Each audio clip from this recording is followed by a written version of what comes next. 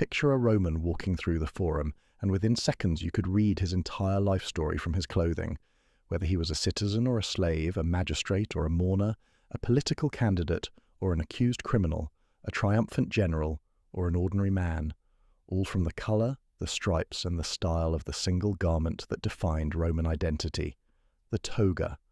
So sit back, grab a cup of tea, and get ready to explore how the toga was Rome's most regulated garment, with strict rules about who could wear it and what colours signalled what rank. Discover why only citizens could legally drape themselves in this woolen wrap, while slaves and foreigners face penalties for trying.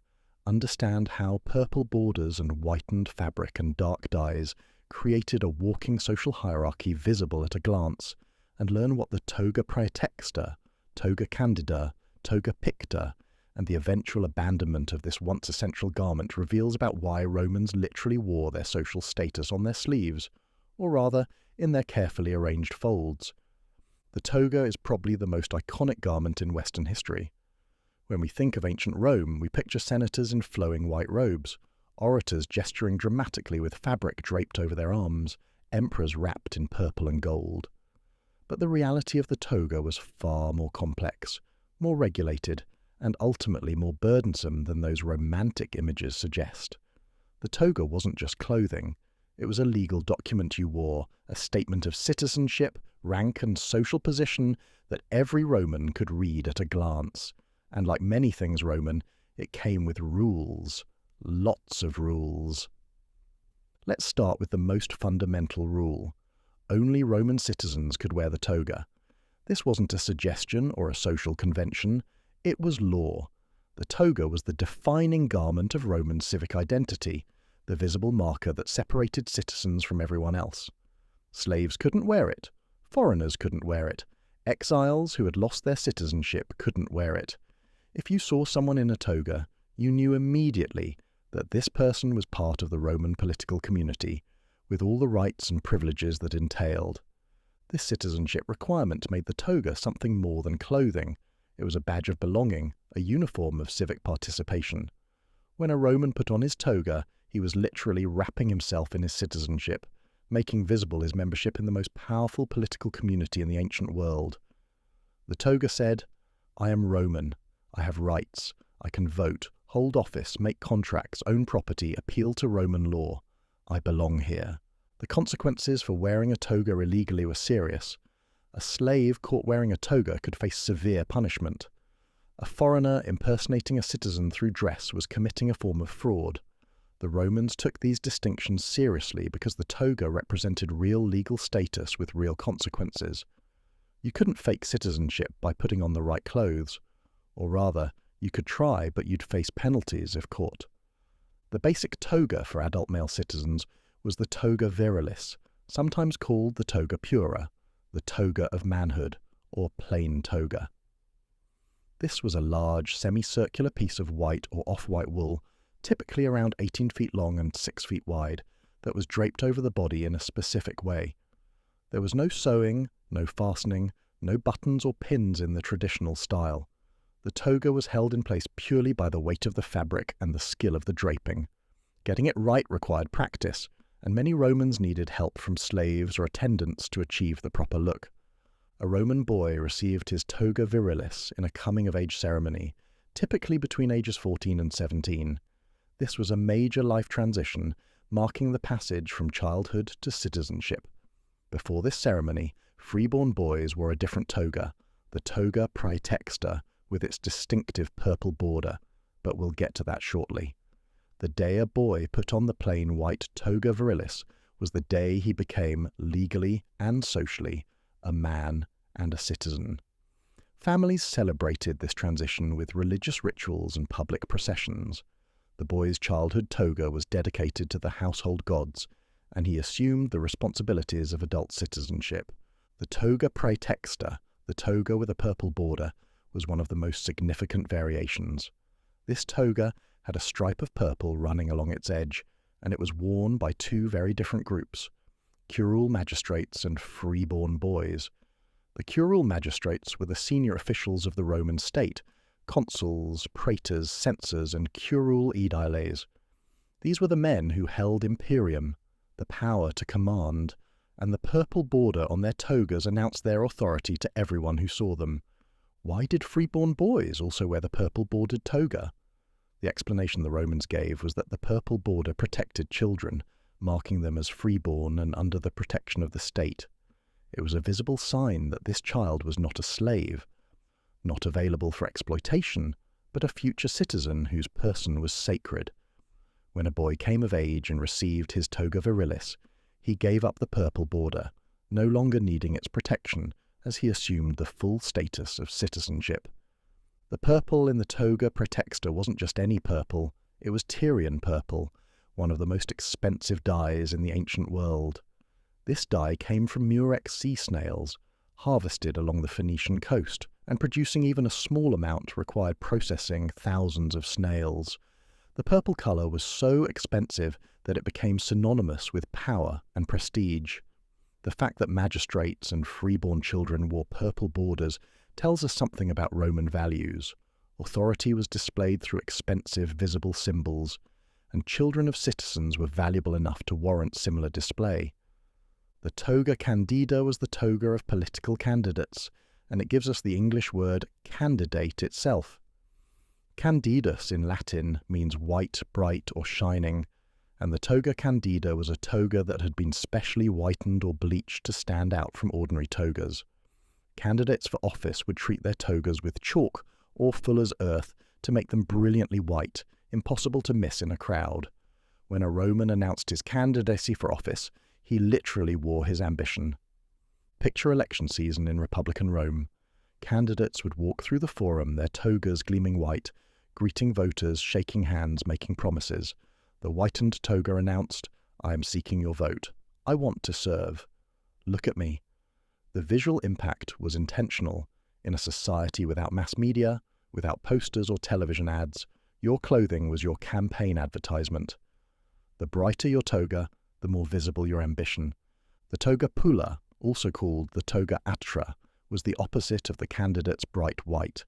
It was a dark-coloured toga, usually dark grey or black, worn for mourning. When a Roman died, his family members would put aside their normal togas and wear the dark toga pulla to funerals and during the period of grief. The contrast with everyday white togas made mourners immediately identifiable, signalling to everyone that this person had suffered a loss and deserved respect and sympathy. The toga pulla had another interesting use. Accused persons in criminal trials would often wear dark togas when appearing before the court.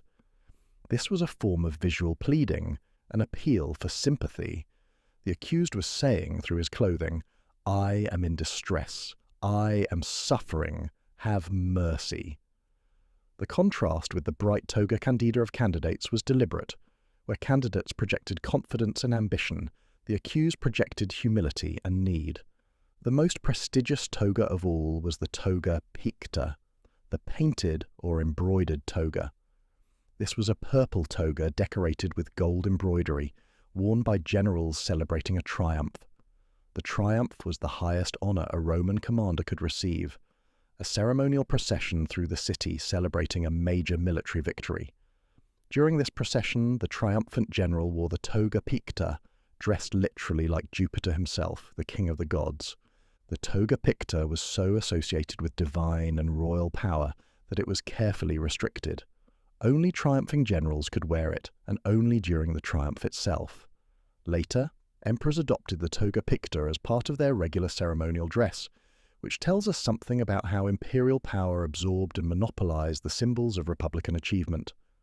What had once been a temporary honor for exceptional military success became a permanent marker of supreme authority.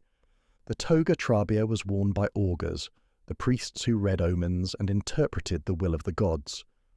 This toga had distinctive stripes of purple and scarlet, different from the single purple border of the toga praetexta. Different priestly colleges had different stripe patterns, allowing Romans to identify not just that someone was a priest, but what kind of priest he was. The trabea announced, "I speak to the gods. I interpret their signs. My authority is religious, not political." These variations meant that a Roman walking through the forum could read the crowd like a book. There's a magistrate. See the purple border. There's a candidate. Notice the gleaming white. There's a mourner. Observe the dark fabric. There's a priest. Count the stripes. There's an ordinary citizen. Plain white toga. There's a boy. Purple border, but smaller stature. The toga system created a visual language that everyone understood, a public declaration of status that required no words. This visual language extended to what you couldn't see as much as what you could. A man in a simple tunic, without a toga, was immediately marked as either a non-citizen or a citizen engaged in work that made the toga impractical. The absence of the toga was as meaningful as its presence. A citizen who appeared in public without his toga was making a statement, perhaps that he was working, perhaps that he rejected formality, perhaps that he was too poor to maintain a proper toga. The garment's presence or absence always meant something. The enforcement of toga rules was taken seriously. Though our evidence for specific penalties is limited, we know that impersonating a citizen was a serious offence, and wearing a toga when you weren't entitled to it would constitute such impersonation. We know that wearing the wrong type of toga, claiming magisterial status you didn't have, for instance, would be a form of fraud. The social consequences were probably as significant as the legal ones. Romans who knew the rules would immediately spot someone wearing the wrong toga, and the resulting shame and scandal would be punishment enough. Women in Rome didn't wear togas, with one notable exception. Respectable Roman women wore the stola, a long dress, and the palla, a rectangular wrap similar to a Greek himation. These garments had their own colour codes and status markers, but they were distinct from the male toga. The exception was prostitutes, who were required to wear togas as a mark of shame. By wearing the male citizen's garment, prostitutes were marked as having stepped outside the bounds of respectable womanhood. The toga, which signified honour for men, signified disgrace for women. This gendered meaning of the toga tells us something important about Roman social categories. Citizenship was fundamentally male in Roman thinking. Women could be citizens in some legal senses. They could own property, make wills, conduct business, but they couldn't vote or hold office. The toga, as the garment of active citizenship, belonged to men. Women who wore it were transgressing gender boundaries, which is precisely why it was used to mark prostitutes. The practical difficulties of wearing a toga were considerable, and these difficulties increased over time as the garment grew larger and more elaborate. The early Roman toga was probably a relatively simple wrap, practical enough for daily wear. But by the late Republic and Empire, the toga had become an enormous, heavy garment that required significant skill to drape properly and constant attention to keep in place. Quintilian, the famous teacher of rhetoric, devoted considerable attention to how orators should wear their togas. He described in detail how the folds should fall, how the arm should be positioned, how to gesture without disturbing the draping. His instructions make clear that wearing a toga properly was a skill that required training and practice. A poorly draped toga was a social embarrassment, a sign that you didn't know how to present yourself properly in public. The toga was also hot and heavy, particularly problematic in Rome's Mediterranean climate.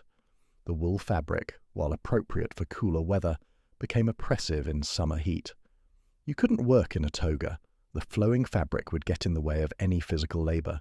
You couldn't fight in a toga. Soldiers wore tunics, not togas. The toga was a garment of leisure and ceremony, suitable for the forum and the law courts and dinner parties, but useless for practical activities. These practical limitations meant that even citizens often didn't wear togas in their daily lives. At home, Romans wore simple tunics. At work, they wore practical clothing suited to their tasks. The toga was reserved for public appearances, formal occasions, and civic duties. Over time, even these uses declined.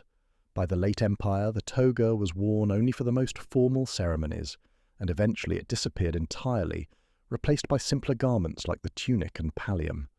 The evolution of the toga over Roman history reflects broader changes in Roman society. In the early Republic, when Rome was a small city-state and citizenship was a practical, participatory status, the toga was a working garment that citizens actually wore.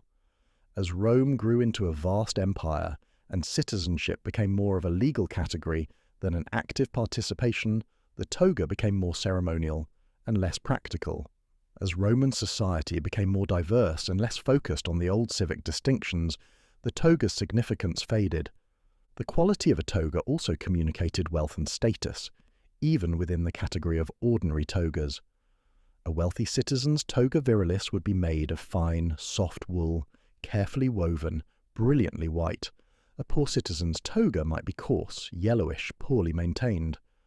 The same basic garment could look very different depending on the wearer's economic resources. Romans could read class as well as legal status from the toga, not just citizen or non-citizen, but rich citizen or poor citizen. The production of togas was a significant industry. Wool had to be raised, sheared, cleaned, carded, spun, and woven. The fabric had to be fulled, cleaned, and thickened through a process involving water, urine, and physical beating. White togas had to be bleached and maintained. Purple dye had to be produced from thousands of murex snails. The toga industry employed shepherds, spinners, weavers, fullers, dyers, and merchants. When a Roman put on his toga, he was wearing the product of a complex supply chain stretching across the Mediterranean. The fuller's shop was particularly important for maintaining togas. Fullers cleaned and whitened togas using various substances, including human urine, valued for its ammonia content, and fuller's earth, a type of clay. The process was labour-intensive and somewhat unpleasant, but essential for keeping togas looking proper. A dingy, yellowed toga was a social embarrassment. Candidates for office would have their togas specially treated to achieve that brilliant white that gave them their name. The purple dye industry was even more remarkable. Tyrian purple came from the murex snail, found along the coasts of Phoenicia, modern Lebanon. Producing the dye required harvesting enormous numbers of snails, extracting a small gland from each, and processing the secretions through a complex series of steps. The resulting dye was extraordinarily expensive, worth more than its weight in gold by some accounts. The purple borders on magistrates' togas and the purple fabric of the toga picta represented enormous economic value as well as political status. The coming-of-age ceremony when a boy received his toga virilis was one of the most important rituals in Roman family life. The ceremony typically took place during the festival of Liberalia in March, when the boy was between 14 and 17 years old. The family would gather, the boy would dedicate his childhood toga praetexta and his bulla, a protective amulet, to the household gods, and he would put on the plain white toga of manhood for the first time. After the household ceremony, the new citizen would be escorted to the forum, where he would be registered as a citizen and introduced to public life. The procession through the streets, with family and friends accompanying the young man in his new toga, was a public announcement of his new status. Everyone who saw the procession knew that this boy had become a man, a citizen, a participant in Roman public life. The contrast between the toga praetexta of boyhood and the toga virilis of manhood was significant. The purple border was gone, replaced by plain white. The protection of childhood was over, replaced by the responsibilities of citizenship. The boy who had been marked as special, as requiring protection, was now an ordinary citizen, expected to fulfill his duties to the state. The change of toga was a change of identity. For magistrates, putting on the toga praetexta was a daily reminder of their authority and responsibility. The purple border set them apart from ordinary citizens, marking them as holders of power. When a magistrate's term ended, he returned to the plain toga virilis, becoming once again an ordinary citizen. The toga system thus reinforced the Roman ideal that power was temporary, held in trust from the people, to be returned when the term was complete. The toga candida of candidates created interesting dynamics during elections. All candidates wore the same whitened toga, creating a visual equality among them even as they competed for office. The toga said, "We are all seeking the same thing, we are all presenting ourselves to the voters, we are all subject to your judgment." The uniformity of candidate dress emphasized that the election was about the individuals, not about their clothing or display. At the same time, the quality of the toga candida could still communicate wealth. A rich candidate could afford a finer toga, better whitening, more attendants to keep it looking perfect throughout a long day of campaigning. A poor candidate might struggle to maintain the brilliant white expected of candidates. The toga candida levelled the playing field somewhat, but wealth still showed through. The toga pulla of mourning created a visual break in normal life. When someone died, the whole household would shift to dark togas, creating a visible zone of grief that others could see and respect. The mourning period had specific durations depending on the relationship to the deceased, and the return to normal togas marked the end of formal mourning. The toga system thus helped structure grief, giving it visible form and defined limits.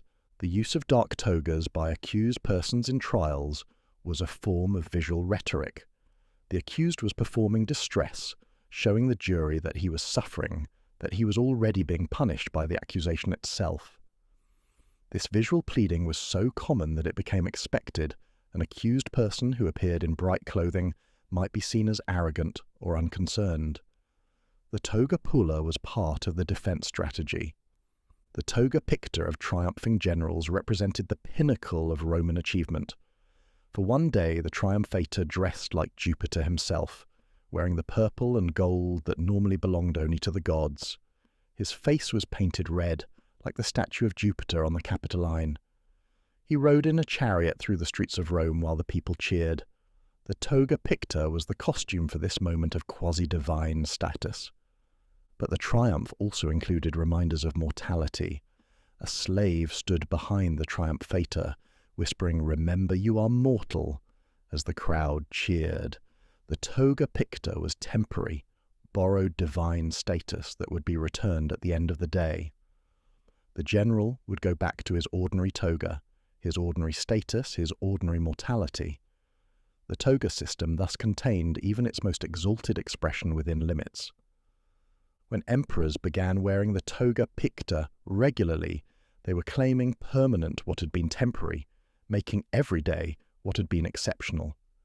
This was part of the broader transformation of Roman government from republic to empire.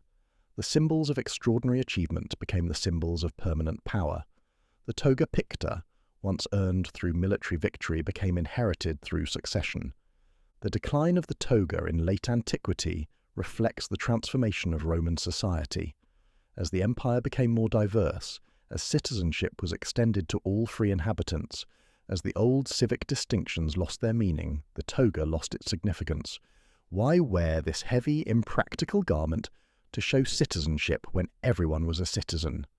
Why maintain these elaborate distinctions when the social hierarchy had changed? The toga was gradually replaced by simpler garments, the tunic for everyday wear, the pallium, a rectangular wrap, for formal occasions. These garments were easier to wear, more practical, and didn't require the elaborate draping skills the toga demanded.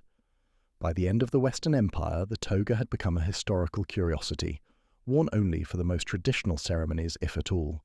The Eastern Roman Empire, which continued for another 1,000 years, abandoned the toga entirely. Byzantine emperors wore elaborate robes, but not togas. The garment that had defined Roman identity for centuries simply disappeared, replaced by clothing more suited to changed circumstances. The toga's disappearance marked the end of an era, the final abandonment of a symbol that had once meant everything. What does the toga system teach us about Roman society? First, that visible status markers were enormously important. Romans wanted to know immediately who they were dealing with, and the toga system provided that information. There was no anonymity in Roman public life. Your clothing announced your place in the social hierarchy. Second, that citizenship was a precious and protected status. The toga's restriction to citizens, and the penalties for wearing it illegally, show how seriously Romans took the distinction between citizens and non-citizens. Citizenship meant rights, protections, and participation in the political community. The toga made that status visible and enforceable. Third, that practical considerations eventually overcome symbolic ones. The toga was symbolically important, but practically burdensome. Over time, the burden won. Romans found ways to maintain their status and identity without wearing this heavy, hot, difficult garment every day. Symbols matter, but they have to work in real life. Fourth, that social systems encoded in clothing can be remarkably sophisticated. The toga system communicated citizenship, rank, political status, religious role, and emotional state, all through variations in a single garment. It was a visual language that every Roman understood, a shared code that structured public life. The toga's legacy extends beyond Rome itself. The academic robes worn at university graduations descend from medieval scholarly dress, which was influenced by late Roman and Byzantine clothing. The judicial robes worn by judges in many countries echo Roman traditions of marking authority through distinctive dress. The very idea that official positions should have official costumes owes something to the Roman toga system. When we see images of Romans in their togas, in paintings, in movies, in our imagination, we're seeing a social system made visible. Every fold of fabric, every colour choice, every variation in style communicated meaning to Roman observers. The toga was never just clothing. It was identity, status, citizenship, and belonging, all wrapped up in 18 feet of wool. The next time you see a Roman statue in a toga, look carefully at the details. Is there a purple border? This might be a magistrate or a boy. Is the fabric especially bright? Perhaps a candidate. Is it dark? A mourner or an accused person? Is it purple with gold embroidery? An emperor or a triumphant general? The toga speaks to us across the centuries, telling us who this person was, what role they played, where they stood in the intricate hierarchy of Roman society. The toga is gone now, abandoned over 1,500 years ago, but its lessons remain. We still use clothing to communicate status, still regulate who can wear what uniforms, still read social position from appearance. We've just lost the elegant simplicity of the Roman system, where a single garment with a few variations could tell you everything you needed to know about the person wearing it. The toga was Rome's social code made visible, and in its elaborate rules and careful distinctions, we see a society that took identity, status, and belonging very seriously indeed.